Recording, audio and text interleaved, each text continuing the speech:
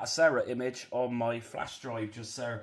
So we need to boot into BIOS mode. Now computers are going to differ. Now I'm using an ASUS VivaBook. So in order for me to access my BIOS menu on this particular motherboard or computer, what I'm going to do is hold on to the F2 key and then press on power. And then that should then take us into BIOS. And here we go. So this is my BIOS menu. And from here, what I need to do is actually go over to boot priority.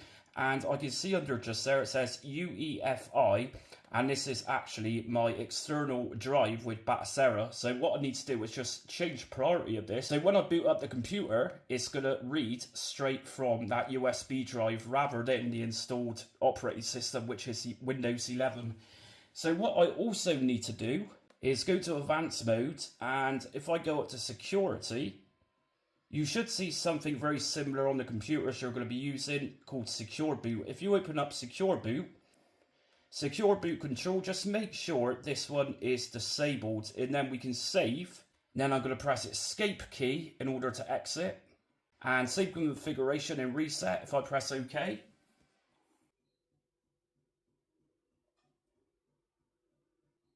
And it's going to display on the top left corner boot and Batocera. At that point you know you're in. And here we go, so it's just resizing things, that's fine.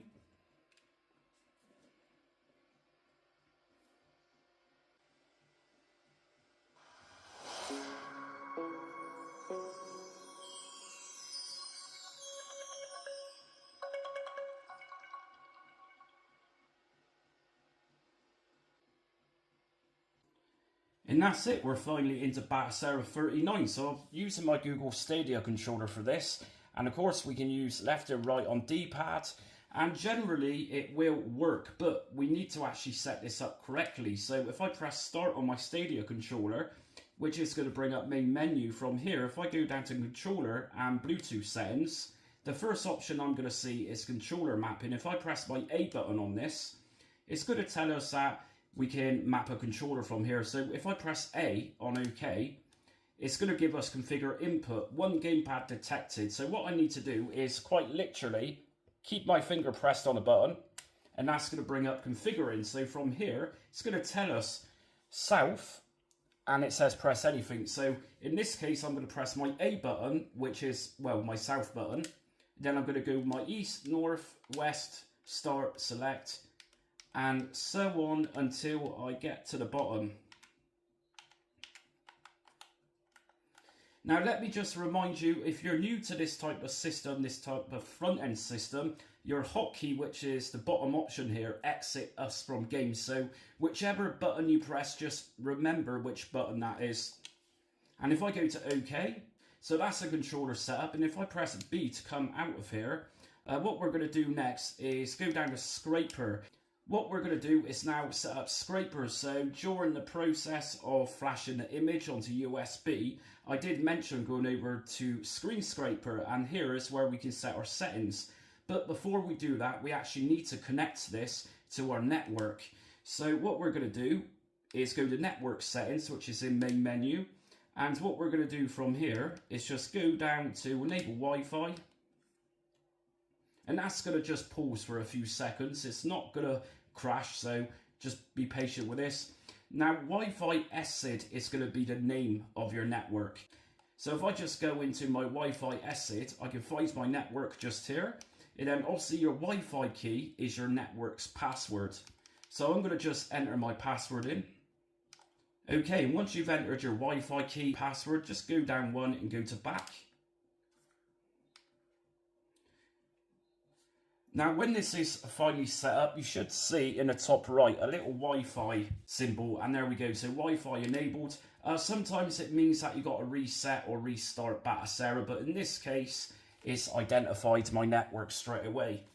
So what we're going to do then is go down to Scraper and scrape from Screen Scraper. If I go to Scraper settings, right at the bottom, we're going to find username.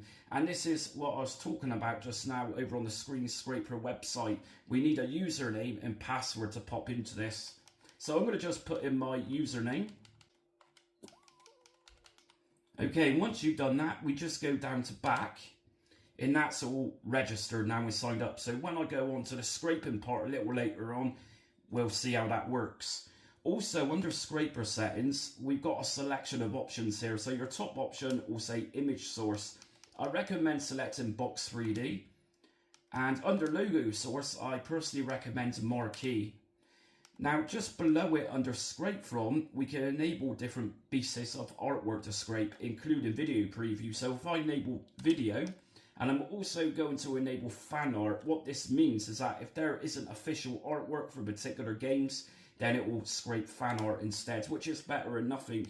I'm also going to download manual, and that's it. So if we come out of here, now let's actually test if the network is working when I just set it up. So to test this, what I'm going to do is download a theme, and you can do this through main menu. If I press start to access this, if I go down to updates and downloads, themes, we got an array of themes just here, which we can download. Now, personally, I think A Touch of Glass is a wicked theme, but it's very big. And obviously, you're going to want to preserve as much hard drive space to put your games on.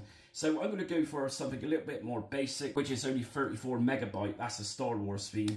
So if I install this by pressing A, and top right corner, you can see it's downloading, and it's been installed successfully. So if I press my B button to exit, and again, in order to apply this theme, from main menu, I'm going to just go up to user interface settings, theme set, and you'll find your downloaded themes here. And here we go, Star Wars.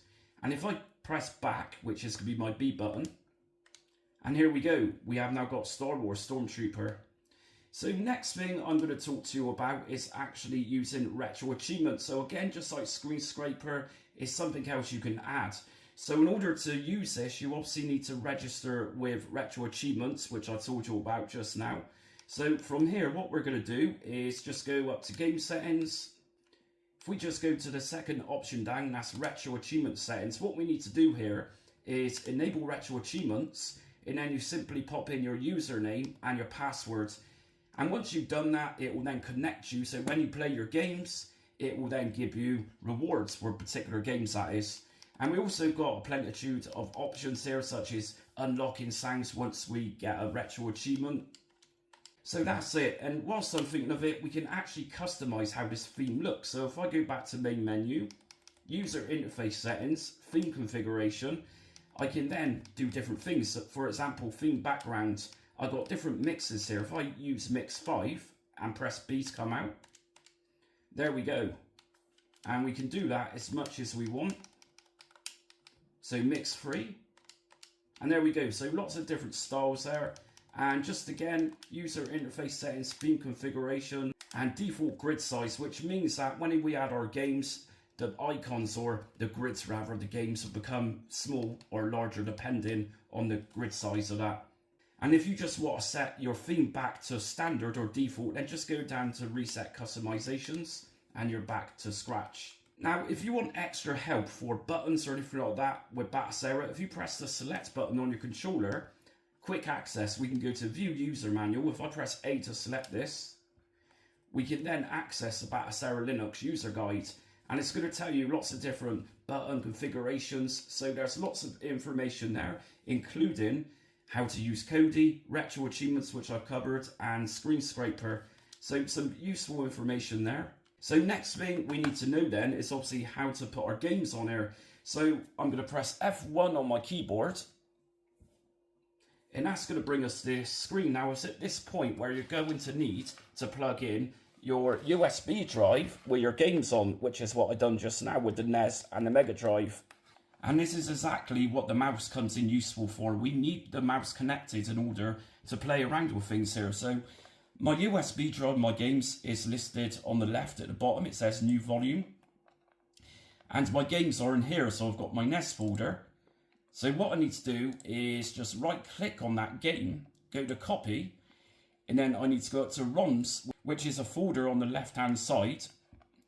And you're going to find lots of subfolders in here, and this represents each system that Batocera covers. So obviously I need to find my NES folder, which is here. And I'm going to just right click and left click on paste. And that's now pasted my NES game in. And again, I'm going to go back to my drive I've just attached, new volume. And this time I'm going to go to Mega Drive, and again right click, copy, and go to ROMs folder on the left hand side and find the Mega Drive folder. And then again just right click and paste. And that's it. So if you're using more advanced systems which require BIOS, largely your BIOS files will go into the BIOS folder on the left hand side loosely. But in particular instances, we will have to put BIOS files in the folders just here. But like I say, largely most of your BIOS files can just be pasted loosely into this field just here. So what we need to do next is go up to File, which is on your top left hand side, and then just go down to Close Window. So we're now back into Batocera, but we don't see our games appear, they're nowhere to be found. So what we need to do to make the game show is just go to Main Menu by pressing Start, Game Settings, and I'm going to press A, Update Game List, press A again, Really Update Game List, yes. Now if I go to my Genesis folder, I've now got my game here, but we've got no artwork. And I should also find my Nintendo NES game in my NES folder, and here we go. So what I need to do then is scrape the artwork for these games. So I'm going to press my Start button, and if I go down to Scraper, I've already set this up. So I'm going to go to Scrape now. And in the top right hand side of the screen, you should see Scraping. And what this is doing is just connecting to the Screen Scraper database and collecting our artwork for us. Okay, so scraping finished. So what we need to do, it says update game list to apply changes. Again, if I press Start and go down one to Game Settings, update game list, really update game list, yes. So if I go back into my Nintendo NES folder, my NES game now has artwork in the preview video. And if I go into my Genesis folder, which is of course Mega Drive if you're in certain parts of the world, my Sonic game is now got art in the preview video. So what I'm going to do next is actually open up one of these games. So if I open up my NES game, Teenage Mutant Ninja Turtles, which I used to play the hell out of as a kid, I'm just going to press A to open up this. And here we go, complete with what's called an overlay on each side.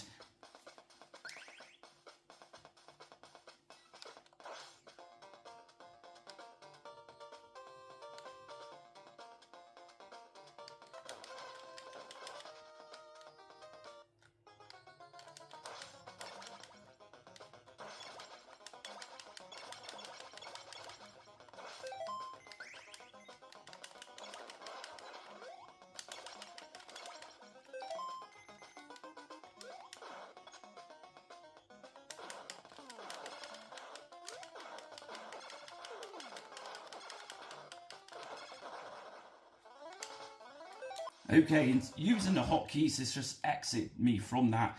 So if you're still confused with hotkeys, when I went to map my controller just now, right at the bottom it said hotkey, and that's the key, or rather the button we press in order to exit the games.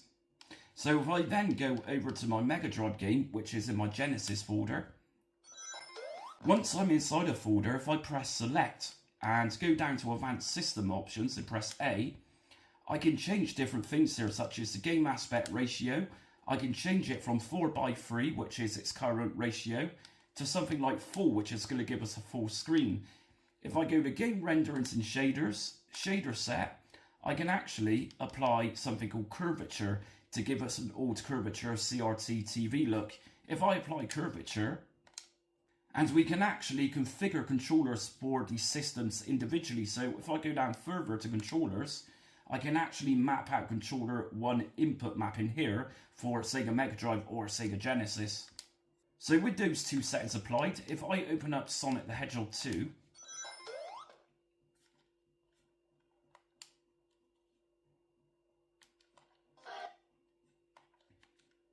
now as you can see just now, the game was playing fine and the CRTV look is there, but the overlays is obscuring it. So what we need to do is access the RetroArch quick menu, which is powering this game. And in fact, RetroArch is going to power probably around 85-90% of your games with Batocera. So what I've done to access this menu is hold down my left analog stick and my right bumper. And what we can do from here is very good stuff with RetroArch. So if I use my down button on my D-pad, I'm going to come across an option here called on-screen overlay. If I turn this off just by pressing A on my controller and press B to come out, and again, and I'm going to press A on quick menu, and if I press A again to resume, the overlay is now gone, and as we can see, I've got curvature.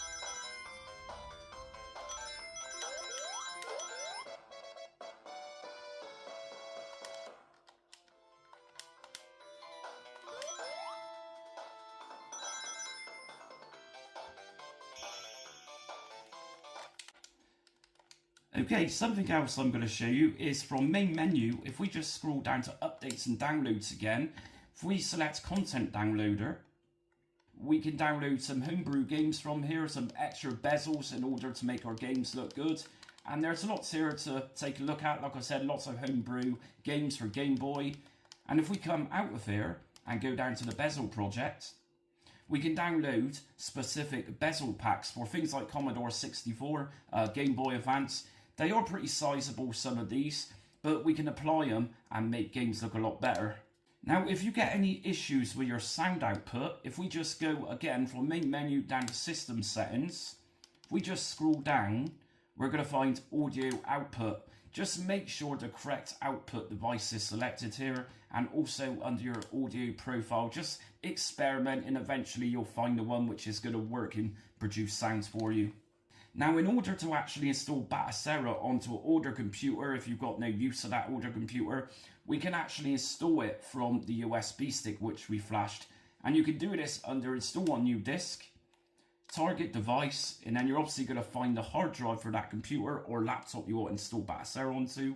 I'm not going to select this because obviously this is my main computer, Windows 11, I do all my videos on. And we're also going to want to make sure that target architecture is selected as times 86_64, or someone rightly corrected me a while back, x86_64. And then you go to are you sure, enable this and install. And what that's going to do is then install Batocera onto your hard drive, so you will no longer need to use your BIOS menu in order to use Batocera. It will actually boot straight into it.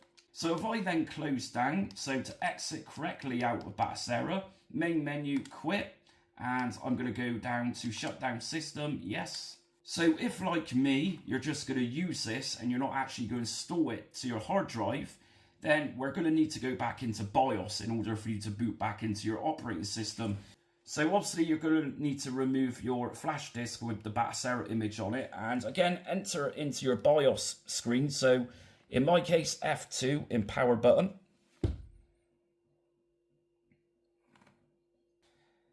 And we'll then see under boot priority, the USB flash drive is gone, but we still need to make sure that under advanced mode, security, secure boot, we need to make sure secure boot control is enabled. And once you've done this, we can then exit out. Just remember to save configuration and reset. And this should then bring you back into your normal operating system. And here we go. And that's it for the full Batocera 39 setup guide today. So if you're new to my channel, hit notification, subscribe and like so you don't miss upcoming retro emulation setup guides like this one. And if you're interested in EmuDeck for Windows, also check that setup guide I did for that earlier on. Also check me out on social media. I'm on Facebook, Instagram, Twitter and TikTok. And just to remind you, I've got several playlists containing setup guides for RetroArch, RetroBat, Launchbox, as well as many other standalone emulation setup guides. But anyways, thanks for watching. Until next time, stay retro.